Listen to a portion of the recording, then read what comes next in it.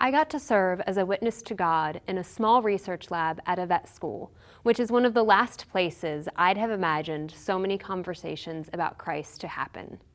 For some context, I worked in a research lab at Purdue from spring my freshman year through graduation.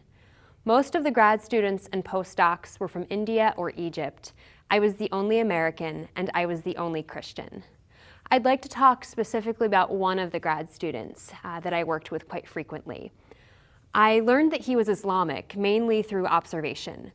When I'd be in the lab washing glassware, he'd sometimes get a mat out from the corner and kneel and pray, and other times an Arabic prayer would play on his phone while I'd be in the lab.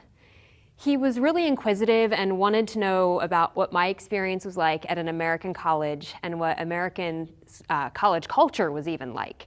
And it was through that he found out I was actively involved in a Christian church on campus. This led to many faith conversations over the years. He had a really unique perspective on faith. He wanted to be saved. So if Islam wasn't the right way to paradise, which is what they considered heaven, then he wanted to be enlightened. So we talked. We talked a lot about Jesus and how he saw Jesus as only a prophet, but I saw Jesus as so much more and as the Son of God. We talked about the Trinity, which was really hard for me to explain and for him to understand.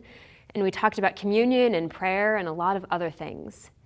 These conversations were really casual, sometimes only a few minutes, sometimes much longer than that.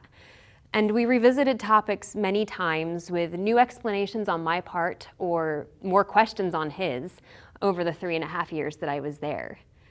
And I learned a lot from just these small conversations that I'd have in lab. I learned that I could talk about God wherever I was. I didn't have to have these conversations in a coffee shop when I had set aside an hour to talk to someone about my faith. Our conversations happened in a small research lab while I was washing glassware and he was running experiments. I also realized I didn't have to have the perfect answer to every question he had for me, and that was okay. And that was really hard for me, coming from such an analytical background as a bio major, to not have a perfect answer. That was something I struggled with, but I learned that I didn't have to have one. And then last, I didn't have to convert someone for God to use me. So far as I know, he never did convert to Christianity, but for 3.5 years, I got to be a witness to God's grace and power, one conversation and one question at a time.